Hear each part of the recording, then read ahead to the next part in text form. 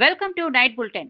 ఇక వివరాల్లోకి వెళ్తే British high commissioner Alex Ellis Telangana ముఖ్యమంత్రి రేవంత్ రెడ్డిని హైదరాబాద్ లో కలిశారు. ఈ సందర్భంగా సాంప్రదాయ బహుమతిగా సీఎం రేవంత్ రెడ్డికి ఒక డిక్లరేటివ్ ప్లేట్ ను అందజేశారు. అనంతరం రాష్ట్ర అభివృద్ధి, పెట్టుబడుల అవకాశాలు, అంతర్జాతీయ సంబంధాల బలపరిచే అంశాలపై ఇరువురు చర్చించారు.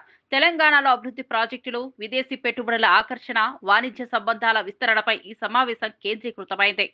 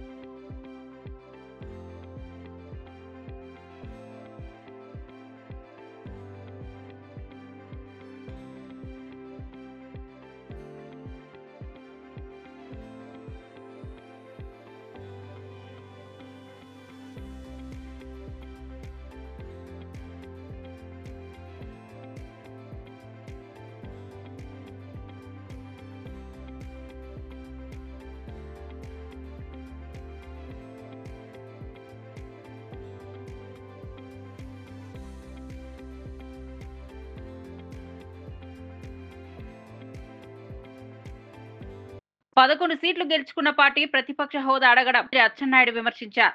శాసనసభకు కొన్ని నియమ నిబంధనలు ఉన్నాయని, వాటిని ఎవరైనా ఉల్లంఘించినా స్పీకర్ నిర్ణయం తీసుకుంటారని స్పష్టం చేశారు. ఈ నియమాలు జగన్ కు మాత్రమే కాకుండా అందరికీ వర్తిస్తాయని అచ్చెన్నాయుడు పేర్కొన్నారు. దానికి అర్థం ఉందా? శాసనసభకి రావాలని చాలా మంది ఎమ్మెల్యేలు పోటీ చేశారు, ప్రజా తీర్పులో ఓడిపోయారు. నేను శాసనసభకు వస్తానని పట్టుపడితే అసహించుకుంటారా లేదా? నీ వాదనకే అర్థం లేదు. ప్రజాస్వామ్య వ్యవస్థలో నువ్వు చేసినటువంటి ఈ వాదన ప్రతి ఒక్కరూ అసహించుకుంటున్నారు. ఈరోజు నీకు ఒక శాసనసభ్యుడిగా నీకు అవకాశం వచ్చింది, నువ్వు రా. నీదొక రాజకీయ పార్టీ, నీ పార్టీ తరపున ఏ అంశం నువ్వైనా లేవనెత్తే అవకాశం వస్తుంది. ఈరోజు మేము మీ అందరూ సజీవ సాక్షులు. 22 మంది ఎమ్మెల్యేలు ఉన్నాం. మాకు ఎన్ని అవమానాలు చేశారు మీ అందరూ చూశారు. మీడియా కూడా 5 సంవత్సరాలు శాసనసభలోకి వచ్చే అవకాశం లేకుండా చేశారు. అలాగని చెప్పి మేము శాసనసభ ఎగ్గొట్టలేదే. ప్రజాస్వామ్య వ్యవస్థలో రాజకీయ పార్టీ అంటే అధికారం ఉంటే పరిపాలన చేస్తామంటే అది రాజకీయ పార్టీ కాదు. అధికారం ఉన్నా, ప్రతిపక్షంలో ఉన్నా నిరంతరం ప్రజల పక్షాన పనిచేసినటువంటి పార్టీయే అదొక. ప్రైవేట్ కంపెనీల మెడలు వంచిన ప్రభుత్వం రేవంత్ ప్రభుత్వం అని మంత్రి సీతక్క అన్నారు. కలెక్టర్ ద్వారా ప్రైవేట్ కంపెనీల నుంచి రైతులకు నష్టపరిహారం ఇప్పించడం తప్ప అని ప్రశ్నించారు. నకిలీ విత్తనాలు, నకిలీ దందాలు నడిపించే వారిని ప్రోత్సహిస్తారా అని విమర్శించారు. ఇవన్నీ కేటీఆర్ కాలంలోనే జరిగాయని ఆరోపించిన సీతక్క ఈ అంశంపై పూర్తి స్థాయిలో వివరణ ఇవ్వాలని డిమాండ్ చేశారు. నష్టపరిహారం ఇచ్చింది ఇవాళ మా తప్ప, కలెక్టర్ తప్ప. ఈరోజు ఆ నరసింహమూర్తి అంటాడు కేటీఆర్ దగ్గర నా యావత్ ఆస్తి అమ్మైనా పర్వాలేదు, కలెక్టర్ మాత్రం ఇక్కడ ఉంచొద్దు, ఈ రాష్ట్రంలో ఉంచొద్దు అంటే ఇది ఎవరి ప్రయోజనాలు? అంటే ఒక వ్యక్తి ఇవాళ దళారీ వ్యవస్థ చేస్తాడు, సింజెంటా కంపెనీకి ఏజెంట్గా పనిచేస్తాడు, వాళ్ళ విత్తనాలు తీసుకొచ్చి అమ్ముతాడు, రైతులు నష్టపోతారు. రైతులను నష్టాన్ని మేము అంచనా వేసి కలెక్టర్ ద్వారా, డిఏఓ ద్వారా, ఏఓల ద్వారా, మరి ఎంఆర్ఓల ద్వారా కమిటీలు వేసి మొత్తం సేకరించి వాళ్ళకి నష్టపరిహారం ఇస్తే ఇవాళ కలెక్టర్ మంచోడు. కేటీఆర్ ముందే జరిగింది కాబట్టి దీని మీద పూర్తి స్థాయిలో ఒక స్టేట్మెంటు మీరు రైతుల పక్షాన ఉంటే కలెక్టర్ గారు నష్టపరిహారము ప్రైవేట్ కంపెనీల నుంచి రైతులకు ఇప్పించడం తప్ప. అదేవిధంగా ఇలాంటి దళారులు యథేచ్ఛగా ఆ పార్టీ ఈ పార్టీ అని కండోలు వేసుకొని నకిలీ విత్తనాలు, నకిలీ వ్యవస్థ, నకిలీ దందాలు చేసుకుంటా ఉంటే మీరు వాళ్ళని గద్దె మీద ఎక్కించుకొని వాళ్ళకి దండం పెట్టుకుంటా వాళ్ళ తప్పుడు చర్యలను ఎంకరేజ్ చేస్తారా? ఏంటిదనేది స్పష్టం చేయాలనేది మేము డిమాండ్ చేస్తున్నాం. బీఆర్ఎస్ వర్కింగ్ ప్రెసిడెంట్ కేటీఆర్ ను ఉద్దేశించి మంత్రి పొంగులేటి శ్రీనివాసరెడ్డి తీవ్ర వ్యాఖ్యలు చేశారు. కేటీఆర్ ను బచ్చాగాడివి అని సంబోధిస్తూ పాలేరు నియోజకవర్గంలో తన గెలుపును ఆపడానికి కేసీఆర్ 3 సార్లు ప్రయత్నించినా ఫలితం సాధ్యం కాలేదని గుర్తు చేశారు. కేటీఆర్ వల్ల అసలు సాధ్యం కాదని ఎద్దేవా చేశారు. వచ్చే ఎన్నికల సమయానికి కేటీఆర్ ఇండియాలో ఉంటారా లేక సంచి సర్దుకొని అమెరికా వెళ్తారా అన్నది ప్రజలు నిర్ణయిస్తారని పేర్కొన్నారు. నిజంగా మీ పార్టీలో శాసనసభ్యులుగా యాక్సిడెంట్ లో ఒక సోదరిమణి కోల్పోయింది.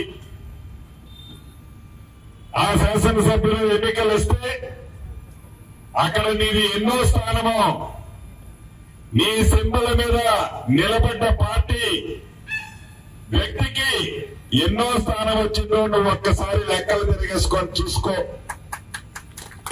ఈ మధ్య మీ పార్టీకి సంబంధించిన శాసనసభ్యులు ఆరోగ్యం బాగలేక చనిపోయారు. దానికి కూడా ఇంకా 10-15 రోజుల్లో ఎన్నికల షెడ్యూల్ వస్తుంది. నిజంగా నీకు ఎంత పరిజ్ఞానం ఉందో నేను మాట్లాడను కానీ నీకు ఎంత విజన్ ఉందో అంత లోతుగా నేను పోను కానీ నీకుందా, మీ నాయకుడా నేను ఎక్కువగా మాట్లాడిన కానీ నీకు నిజంగా 3.5 సంవత్సరాల తర్వాత వచ్చే ఎన్నిక కంటే రేపు జూబ్లీ హిల్స్ ఎన్నికలు బై ఎలక్షన్లు వస్తున్నాయి. నీ ఛాలెంజ్, నీ ధైర్యం, నీ సత్తా, నీ స్థానం ఏంటో, నీ స్థానం ఎంతో తెస్తుందో ఆలోచిస్తూ సరే నా మీద నువ్వు నిలబడతావా లేకుంటే నీ మీద బచ్చాగాన్ని పెట్టి మళ్ళీ ఈ పార్టీ గెలిపిస్తుందా? 3.5 సంవత్సరాల తర్వాత అసలు నిజంగా నువ్వు ఈ ఇండియాలో ఉంటావా? బ్యాగు సంచి సర్దుకొని విదేశాలకు చెక్కుతావా? ఇదంతా తెలంగాణ ప్రజలు నిర్ణయించడానికి సిద్ధంగా ఉన్నారు. ఈ జూబ్లీస్ ఎన్నికలు అయిన తర్వాత నిజంగా నీ పార్టీ ఈ రాష్ట్రంలో నీ స్థానం ఏంటి? నీ పార్టీ,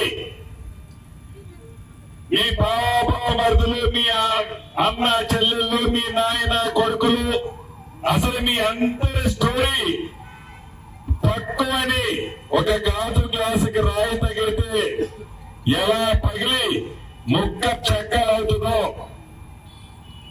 ఈ జూబ్లీ హిల్స్ ఎన్నికల తర్వాత మీ పార్టీ పరిస్థితి ఏందో, మీ పార్టీ ఎవరి చేతిలోకి పోబోతుందో ముందు దాన్ని కడుక్కోనైనా ట్విట్టర్ కింగ్, ట్విట్టర్ పిల్లు దాన్ని కడుక్కో. తర్వాత ఎవరి మీద నిలబడాలి, ఆయన ఎట్లా గెలుస్తుడు, ఈయనెట్లా గెలుస్తుడు, నువ్వు కాదు ఓట్లేసేది, నువ్వు కాదు ఈ దయాదాక్షిణ్యాలతో బీ ఫామ్లు తీసుకున్నాడు ఎవడు లేడయ్యా. టైము, కాలము, సందర్భం మీ నాయనే ముక్కు నేలకి రాసినా సాధించలేకపోయాడు. మీ నాయనే ఇదే పాలేరు నియోజకవర్గానికి వచ్చి 3 సార్లు ముక్కు నేలకి రాసినా ఏమీ చేయలేకపోయాడు. నువ్వంతా బచ్చాగాడు. ప్రజల తీర్పు ముందు, ప్రజల దీవెళ్ల ముందు అహంకారపూరితమైన మాటలు ఏదైతే ఉందో ప్రజలు 2 సార్లు బుద్ధి చెప్పారు. 3వసారి కూడా బుద్ధి చెప్పడానికి సిద్ధంగా ఉన్నారు. ఫస్ట్ నీ ఇల్లు, నీ పార్టీ అని గొప్పలు చెప్పుకునే నీ పార్టీ, తర్వాత శాసన మండలిలో వైసీపీ సభ్యులు వాకౌట్ చేశారు. కుర్చీ రాజకీయం తప్ప రాష్ట్ర ప్రజల సమస్యలు ప్రభుత్వానికి కనిపించడం లేదని ఆరోపించారు. ముఖ్యంగా రైతులు అనేక ఇబ్బందులు ఎదుర్కొంటున్నప్పటికీ వాటి పరిష్కారానికి ప్రభుత్వం నిర్లక్ష్యంగా వ్యవహరిస్తోందని వైసీపీ ఎమ్మెల్సీ బొత్స సత్యనారాయణ విమర్శించారు. మన బాధ్యత అంత మీరు పెద్ద మనసుగా మీరు బాధ్యత వహించినప్పుడు మళ్ళీ ఎందుకు మళ్ళీ సైట్కి మళ్ళీ జగన్మోహన్ మాజీ ముఖ్యమంత్రి గారి గురించి లేకపోతే ఉప ముఖ్యమంత్రి గారి గురించి లేకపోతే ముఖ్యమంత్రి గారి గురించి ఆ అంశం ఎందుకు వచ్చింది చర్చలోకి? సభ్యులు అడుగుతున్న క్వశ్చన్ వరకే మనం, ఎందుకంటే చాలా పవిత్రమైంది. ఏ ఒక్కరు కూడా దీని గురించి మాట్లాడలేదు. అంతా మరి మీకు వచ్చి ఈరోజు బాధ్యత లేకుండా ఈ విధంగా మాట్లాడడం సమంజసమా? చాలా దురదృష్టం అధ్యక్ష. ఈ చర్చ ఈ అవసరం జరగడం, ఈ ప్రజల మనోభావాలకు సంబంధించిన అంశం పూర్తిగా కూడా మేము దాన్ని ఖండిస్తున్నాం. మంత్రి గారు మాట్లాడిన ప్రతి అంశాన్ని కూడా. ఈ నేపథ్యంలో దీన్ని పూర్తిగా ప్రభుత్వం బాధ్యత వహించాలి, మంత్రి గారు బాధ్యత వహించాలి. మరి మంత్రి గారు మాట్లాడిన బాధ్యత వహించాలని మేము డిమాండ్ చేస్తున్నాం, మా నిరసన తెలియజేస్తున్నాం. ఇటువంటి ఈ జరుగుతున్న ఈ పరిణామాల్లో మీ బాధ్యత కాకూడదని, ప్రజల మనోభావాలు దెబ్బతినకూడదని ఆ దేవదేవుడి మీద, అలాగే సంవత్సరంలో అప్పన్న దేవదేవుడి మీద మాకు మా వారి కరుణా కటాక్షాలు ఎప్పుడు ఈ రాష్ట్ర ప్రజలకు ఉండాలని, ఇలాంటి దుష్ట సాంప్రదాయాలు ఇలాంటి పరిస్థితులు జరగకూడదని చెప్పని మేము ఈ సభ నుంచి వాకౌట్ చేస్తున్నాం అధ్యక్ష. నమస్కారం అధ్యక్ష. నమస్కారం అధ్యక్ష.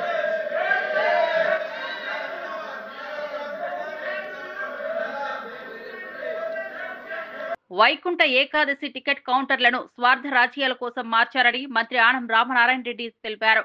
ఈ వ్యవహారంలో ప్రమేయం ఉన్న అధికారులపై ఇప్పటికే చట్టపరమైన చర్యలు తీసుకుంటున్నామని వెల్లడించారు. వారి స్థానంలో కొత్త అధికారులను నియమించామని మంత్రి ఆనం స్పష్టం చేశారు. ప్రజల విశ్వాసాన్ని దెబ్బతీసే విధంగా ఎవరు వ్యవహరించినా ప్రభుత్వం ఉపేక్షించబోదని హెచ్చరించారు. తిరుమలలోనే టికెట్లు ఇవ్వడం కానీ, ఆన్లైన్లో టికెట్లు పంపిణీ చేయడం కానీ ఇవన్నీ జరిగాయి అధ్యక్ష. కానీ కొన్ని స్వార్థపర శక్తులు తిరుమల నుంచి వాళ్ళ స్వార్థ రాజకీయాల కోసం ఆ టికెట్ కౌంటర్లని కిందకు తెచ్చారు అధ్యక్ష. దాన్ని కొనసాగించారు కొంతకాలం. దానివల్ల సరే కొన్ని తప్పులు ఆ జరిగినటువంటి సంఘటన రోజున ఇది కూడా ఒక కారణమైంది అధ్యక్ష. వివరాలన్నీ సేకరించిన తర్వాత దీనిలో బాధ్యులైనటువంటి అధికారులని ఎంపిక చేసుకొని ఎవరు దీనిలోని అప్పటికప్పుడే ఒక నిర్ణయం తీసుకోవడం జరిగింది. నిర్ణయం తీసుకున్న తర్వాత ఆడున్నటువంటి అధికారుల్ని వెంటనే రిలీవ్ చేయమని, కొంతమందిని చట్టపరంగా ప్రభుత్వ పరంగా చర్యలు తీసుకోమని గౌరవ ముఖ్యమంత్రి గారు ఆదేశాలు ఇవ్వడం, మా శాఖ ద్వారా ఆ ఆదేశాలని అమలు చేసే తీరులో ఉన్నటువంటి కొందరు అధికారులను సస్పెండ్ చేశాం, కొందరు అధికారులని అక్కడ రిలీవ్ చేశాం. వాళ్ళకు బదులుగా వెంటనే ఇతర అధికారులను తీసుకొచ్చి పెట్టి 2 రోజులు 10 రోజులు చేసినప్పటికీ ముందుగా దాన్ని ప్రకటన జరిగింది కాబట్టి 10 రోజుల కార్యక్రమాన్ని. తెలంగాణ రాజకీయాల్లో మాజీ మంత్రి ఎమ్మెల్యే ఈటెల రాజేందర్ సంచలన వ్యాఖ్యలు చేశారు. ఆత్మగౌరవం కోల్పోయిన తర్వాత ఏ పదవి వచ్చినా అది గడ్డిపోచుతో సమానమని స్పష్టం చేశారు. తెలంగాణ ఉద్యమ సమయంలో ఎమ్మెల్యే పదవిని గడ్డిపోచులా విసిరేసిన సందర్భాలను గుర్తు చేశారు. గత 20 సంవత్సరాల్లో 4 సార్లు ఎమ్మెల్యే కావాల్సిన తాము 6 సార్లు గెలిచామని తెలిపారు. సెల్ఫ్ రెస్పెక్ట్ అంటాం. ఈ ఆత్మగౌరవాన్ని కోల్పోయిన తర్వాత వచ్చేటువంటి ఏ పదవి కూడా గడ్డిపోతూ సమానం అనుకుంటాం. మేము తెలంగాణ ఉద్యమంలో అప్పుడప్పుడు చెప్పేది, మేము రాజీనామా చేసాం. 20 ఏళ్ళకే 4 సార్లు ఎమ్మెల్యే కావాల్సిన 7 సార్లు ఎమ్మెల్యేనా మేము రిజైన్ చేసాం. గడ్డి పోసలాగా తీసేసాం. ఎందుకు? మాకు సెల్ఫ్ రెస్పెక్ట్ కావాలి, మా స్వయం పాలన కావాలని చెప్పి ఏమన్నాడన్నా. అట్లా ఇక్కడ కూడా ఎంత చిన్న పిల్లలు నిన్న చెప్పిన భగత్ సింగ్ లాంటి వాడు అయితే చిన్న పిల్లగాడు, 12 సంవత్సరాల పిల్లగాడు. ఆయన జలియన్వాలా బాగులో డయర్ విచక్షణరహితంగా కాల్పులు జరిపి కొన్ని వందల మంది భారత జాతి ముందు బిడ్డల రక్తాన్ని కల చూసినాడు. ఆ రక్తంతో తడిసిన మట్టిని తీసుకొని ప్రమాణం చేశాడు. మట్టి పెట్టే నిలబడాడు.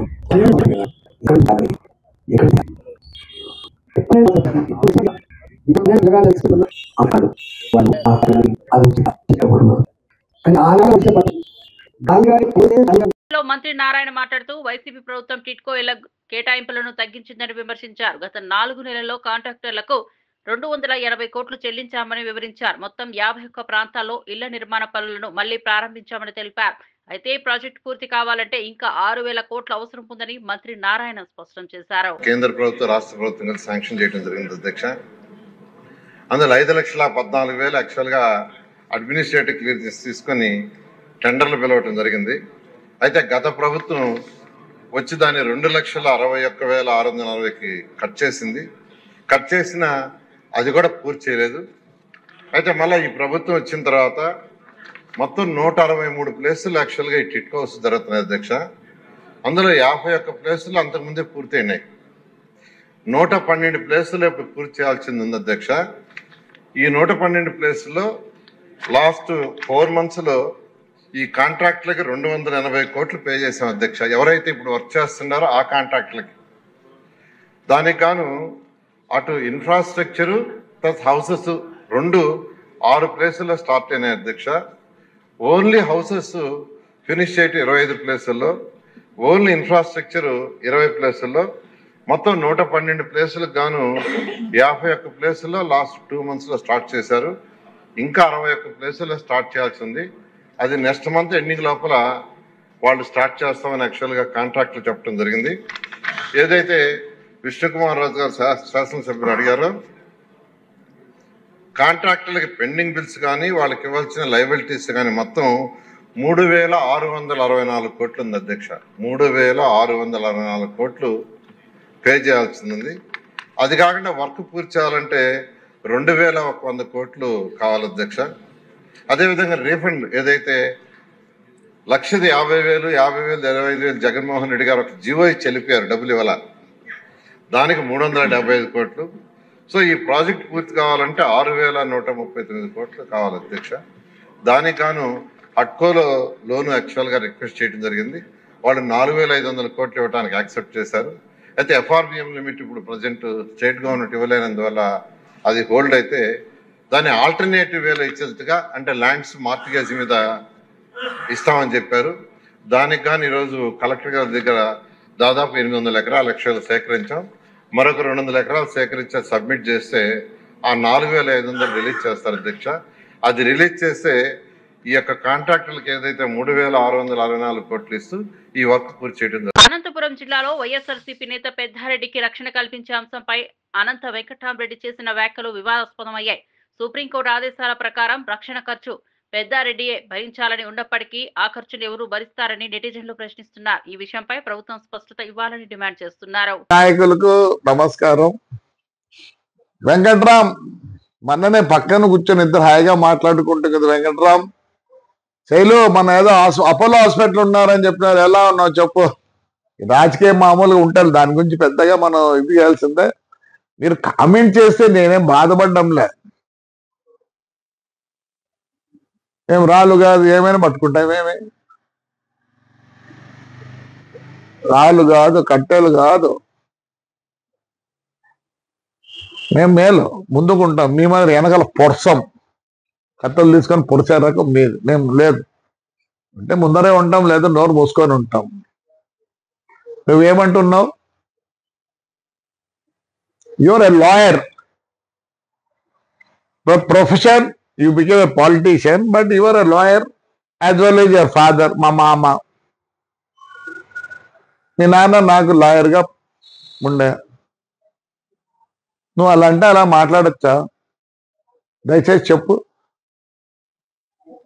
What is lower court, what is bench, what is supreme court, what it set చెప్పు వెంకట్రామ్. నువ్వు రాజకీయంగా మాట్లాడతా నేనేం వద్దు, నువ్వు చదువు లేని మాదిరి చదివితే ఎట్టాను? You're a lawyer by profession, you're a lawyer. What is the lower court set? Congress senior నేత కోమటిరెడ్డి రాజగోపాల్ రెడ్డి తనపై సోషల్ మీడియాలో జరుగుతున్న ప్రచారంపై తీవ్రంగా స్పందించారు. కొత్త పార్టీ పెడుతున్నట్లు, పార్టీ మారుతున్నట్టు జరుగుతున్న వార్తలు అసత్యమని ఖండించారు. తన కుటుంబం కాంగ్రెస్ కుటుంబమేనని స్పష్టం చేశారు. ప్రభుత్వం ముఖ్యమంత్రి రేవంత్ రెడ్డికి వ్యతిరేకంగా తాను ఉన్నట్లు జరుగుతున్న ప్రచారాన్ని నమ్మొద్దని రాజగోపాల్ రెడ్డి కోరారు. ప్రభుత్వానికి, రేవంత్ రెడ్డి ప్రభుత్వానికి, ముఖ్యమంత్రి గారికి వ్యతిరేకంగా నేను మాట్లాడని విషయాలు కూడా సృష్టించి అబద్ధాలని సోషల్ మీడియా ద్వారా ప్రచారం చేస్తున్నారు. వాటన్నిటిని తీవ్రంగా ఖండిస్తున్నా. అందుకని ఈ మీడియా ద్వారా తెలంగాణ ప్రజలందరూ కూడా చెప్తున్నా, ఒక కాంగ్రెస్ పార్టీ కార్యకర్తగా, పార్లమెంట్ సభ్యునిగా, ఎమ్మెల్సీగా, రెండు సార్లు ఎమ్మెల్యేగా కాంగ్రెస్ పార్టీ అభ్యర్థిగా గెలిచిన నాకు కాంగ్రెస్ పార్టీ అన్నా, సోనియా గాంధీ గారన్నా, రాహుల్ గాంధీ గారు అన్నా చాలా అభిమానం. ఆ కుటుంబమే కాంగ్రెస్ పార్టీ నేపథ్యం. అటువంటి వ్యక్తి మీద లేనిపోనిగా విశాఖపట్నం నగర పోలీస్ కమిషనరేట్ కార్యాలయంలో road traffic accident victim assistance centre ప్రారంభమైంది. గుర్తు తెలియని వాహనాల వల్ల జరిగే ప్రమాదాల్లో బాధితులు లేదా వారి కుటుంబాలకు ప్రభుత్వం అందించే ఆర్థిక సహాయం అకౌంట్లో జమ అయ్యేంత వరకు అన్ని రకాల సహాయ సహకారాలు అందించడమే ఈ కేంద్రం ప్రధాన ఉద్దేశం. హిట్ అండ్ రైడ్ ప్రమాదాల్లో చిక్కుకున్న కుటుంబాలు ఇబ్బందులు పడకుండా తక్షణ సహాయాన్ని అందించే దిశగా ఈ కేంద్రం పనిచేయనుంది. ఇష్యూ ఇప్పుడు ఇటువంటి ప్రోగ్రామ్స్ ఇంతకుముందు చాలా జరిగాయి, ఎప్పుడు జరగలేదు. ఆ రోజు నిన్న కాయిన్సిడెంటల్గా వాళ్ళు ఆడిట్ టార్గెట్ చేశారు. అది కాయిన్సిడెంటల్, ఇది ప్రోగ్రామ్తో సంబంధం లేదు.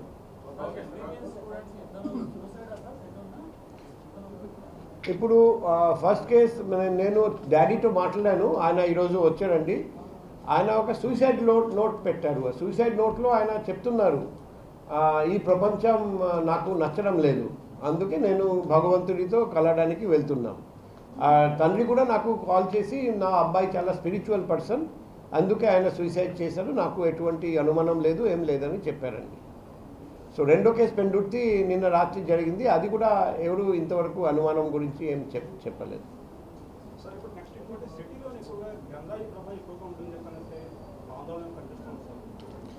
ఇప్పుడు నాకు లాస్ట్ 15 monthsలో గాంజాయి తగ్గిపోయిందని చెప్తున్నారు. నర్సీపట్నం మెడికల్ కాలేజీని ప్రైవేట్ పరం చేయడాన్ని నిరసిస్తూ వైఎస్ఆర్సీపీ నేతలు, కార్యకర్తలు చేపట్టిన ఆందోళన ఉద్రిక్తతకు దారితీసింది.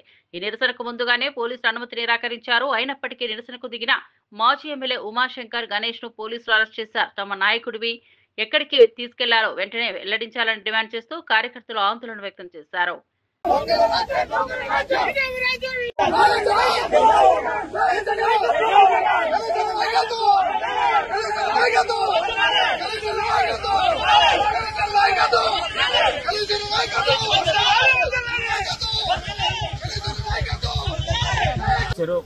దాన్ని పీపీపీ విధానంలో మరి ప్రైవేట్ సంస్థలకు అందరూ కూడా ఇస్తున్న సందర్భంగా దానికి నిరసనగా ఈ రోజు వైఎస్ఆర్ కాంగ్రెస్ పార్టీ ఆధ్వర్యంలో మరి శాంతియుత నిరసన ర్యాలీ గాంధీ విగ్రహం వద్ద మరి పిలుపునివ్వడం జరిగింది.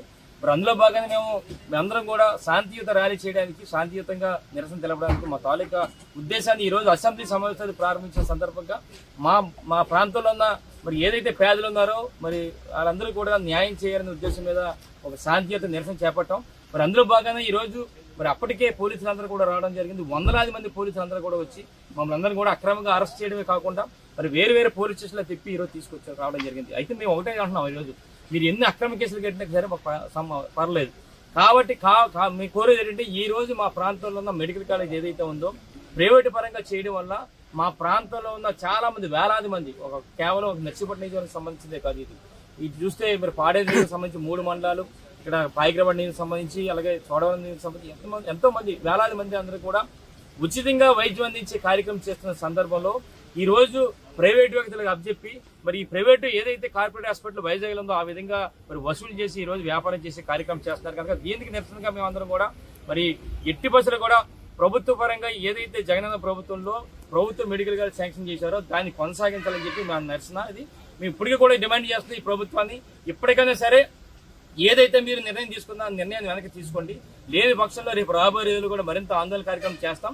మీరు చేసే కార్యక్రమం ఏంటంటే కేవలం వ్యాపారస్తుల గురించి వ్యాపారం చేస్తున్నారు తప్ప ఈ ప్రాంతంలో ఉన్న మరి పేదల గురించి కానీ మధ్యతర కుటుంబాల గురించి ఎక్కడ చేయట్లేదు. మీరు వాళ్ళందరికీ కూడా ద్రోహం చేసినట్టుగా మేము భావిస్తున్నాం. ఎట్టి పరిస్థితుల్లో కూడా ఏదైతే ప్రభుత్వం నిర్ణయం తీసుకుందో పీపీపీ విధానాన్ని దాన్ని వెనక్కి తీసుకొని ఈ ప్రాంత ప్రజలందరూ కూడా న్యాయం చేయాలని చెప్పి మీ ద్వారా కోరుతున్నాం సార్. నమస్కారం. కృష్ణా జిల్లా వైఎస్ఆర్సీపీ అధ్యక్షుడు పేర్ని నాని పేదల భూములను తనపై తీసుకున్నారని చేసిన కేసినేని చిన్ని ఆరోపణలు కొనసాగి తీవ్రంగా ఖండించారు. ఆయన మాట్లాడుతూ అధికారంలో ఉన్నవారు కావడంతో నిజంగా నేను అటువంటి అక్రమ చర్యలు చేసేదైతే వెంటనే అరెస్ట్ చేయాలని పేర్కొన్నారు. 2007లో ఆ భూముల వేలంలో నాతో పాటు తప్పుడు ఆరోపణలు చేస్తున్న టీడీపీ నాయకులు పాల్గొనడం నిజమేనని గుర్తు చేశారు. అలాగే ఎంపీ కేసినేని చిన్ని గురించి రేషన్ బియ్యం అక్రమ రవాణా చేసి కోట్ల రూపాయల నష్టం చేసినట్లుగా చర్చ జరుగుతోందని, ఆ విషయాన్ని కొందరు టీడీపీ నేతలే ముద్రిస్తున్నారని ప్రసన్నంగా అభిప్రాయపడ్డారు. ఏ పూటగా పూట లేదా వారానికి ఒకసారి హైదరాబాద్ తరలించడం, నా గురించి నేదేదో దేవుడు ఆస్తి మా ఊళ్ళో ఎవడో చెప్పాడు అది పుచ్చుకుని నేను ఏలాడతాడు. ఇక్కడ కుక్కతోక పట్టుకుని కృష్ణానది ఇటు నుంచి అటు సీతానగరం వరకు ఏదటం సాధ్యం కాదని అతనికి మెల్లగా అర్థం అవుద్ది. 135 మంది 2 లక్షల చొప్పున ఆక్షన్ జరిగితే దాంట్లో నేనెట్టా కొట్టేశానో మరి మీరు ఈ కృష్ణానది ఈ ఒడ్డు నుంచి ఆ ఒడ్డుకి లేదా ఇక్కడి నుంచి అక్కడికి ఈద్దాం అనుకున్నటువంటి ఆ సమాచారం ఇచ్చిన గోదావరి మీరు పట్టుకున్న ఆ తోక ఎవరిదో వాళ్ళు చెప్పాలి, అది పుచ్చుకుని బయలుదేరిన మీరు చెప్పాలి. ఈ 135లో సరే వీళ్ళందరూ నేను వదిలిచ్చావంటే ఈ 135 మందిలో దాదాపుగా 50% మంది టీడీపీ వాళ్ళు. ఇందులో 30వ పేరు 2 లక్షల రూపాయలు కట్టినటువంటి 30వ పేరు కొల్లు రవీంద్ర గారికి గుండికాయ ఇంకేదో కాయో రోజు ఆయనతోనే ఉంటాడు పల్లపాటి సుబ్రహ్మణ్యం గారు. ఈ గుండికాయ కూడా నేను కొనేశానా, నాకు అమ్ముడయ్యాడా? ఇప్పుడు ఒక తోక పట్టుకుని మీరు బయలుదేరారు కదా, ఆ తోకకున్న తలకాయతో మాట్లాడి విచారణ చేయించండి ఈ యాక్షన్ మీద. ఖచ్చితంగా ఆ భూములు దేవుడికి వెనక్కి లాక్కోండి. అధికారం మీది, ఏది పడితే అది చేస్తున్నారు కదా. మాకు అధికారం లేదు, మీరు దేవుడి ఆస్తి కొట్టేశానని చెప్పి మీరు మాట్లాడుతున్నారు కదా, చేయండి. ఈ బియ్యం కొట్టేసిన మాట ఇప్పుడు చాలాసార్లు చెప్పాను. నా మీద కేసే పార్టీతో మీ తెలుగుదేశం పార్టీలని మీ పబ్లిక్ ప్రాసిక్యూటర్లని అందరిని అడగండి. లేదు దాంట్లో మీకు చేతనైతే, మళ్ళొకసారి చెప్తున్నా, మీకు చేతనైతే నాకు దాంట్లో యావజ్జీవ శిక్ష వేస్తారా లేదా 10 ఏళ్ళు వేయిస్తారా 25 ఏళ్ళు వేయిస్తారా వేయించండి. నా దగ్గర పనిచేసే అతనే తప్పు చేశాడని సాక్షాత్తు నేనే చెప్పాను. దానికి సరిపడా ప్రభుత్వానికి నష్టం లేకుండా నేను కడతానని కాగితం ఇచ్చాను. అధికారులు కట్టమన్నారు, నేను కట్టాను. అలియాస్ చిన్ని గారు 7 అసెంబ్లీ నియోజకవర్గాల్లో బియ్యం రవాణా మాఫియా నడిపేది మీరు కాదా?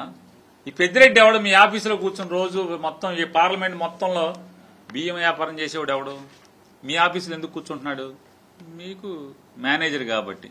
ఈ రేషన్ బియ్యాన్ని అమ్మేటువంటి మీ మాఫియా వ్యాపారంలో అదొక వ్యాపారం. దానిలో పెద్దిరెడ్డి నెల నెలా మీకు తీసుకొచ్చి ఈ బియ్యం మాఫియా నడిపేటువంటి మీ మేనేజర్ పెద్దిరెడ్డి 1.5 కోటి మీకు ఇస్తున్నాడా ఇవ్వట్లేదా? జాగ్రత్తగా పొట్లం కట్టి హైదరాబాద్ పంపించుకుంటున్నారా పంపించుకోవట్లేదా? బియ్యం నువ్వు అమ్ముకుంటా అదొక ఆర్గనైజ్డ్ క్రైమ్ కింద మీరు చేస్తా. వైసీపీ వాళ్ళని క్రిమినల్స్ అంటారు. ఎవరు క్రిమినల్? ఎవరు బియ్యం తినేది? అంటే మీరు కళ్ళు మూసుకుని, అంటే పిల్లి కళ్ళు మూసుకుని పాలు తాగితే ఎవడు చూడండి, మీరు కళ్ళు మూసుకుంటే ఎవడు చూడలేదనా? లోకమంతా చూస్తుంది, కోడైకి వస్తుంది. మేం కాదు, మీ తెలుగుదేశం వాళ్లే మొత్తం టామ్ చేస్తున్నారు. మా ఎంపీ చిల్లరక తప్పితే దేనికి రాడు, నోట్లు లెక్కెట్టుకుంటాకి తప్పితే ఇంకొక దానికి పనికిరాడు. బూడిద వదలట్లా, కట్లేరు వదలట్లా, కేసర కింద ఉంటది ఏంటి దాన్ని ఏంటండి కాదండి ఏరండి మునేరు వదలట్లా, కృష్ణమ్మను వదలట్లా, అన్ని చెరపడతామే కదా. మొత్తం లాస్ట్ లో వస్తాడు. నందిగామలో 7 రీచ్లు ఉన్నాయి. ఫ్రీ ఫ్రీ ఫ్రీ ఇసుక ఫ్రీ అనే బాబు అంటాడు.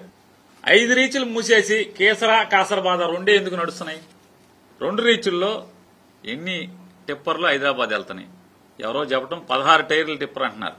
అసలు అంత టిప్పర్లు ఇక్కడ ఎక్కడా లేవండి. ఇవన్నీ పోర్టులకి తోలుతాయి, పెద్ద అంత టిప్పర్లు వెళ్తున్నాయి. లారీకి 1,25,000 ట్రిప్పుకి రోజు ఒక ట్రిప్ పడుతుందంట.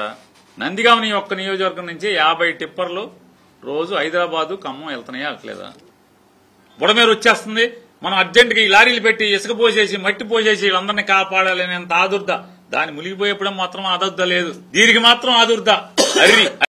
ఇది బులెటిన్ అప్డేట్స్. మరో బులెటిన్ లో మళ్ళీ కలుద్దాం.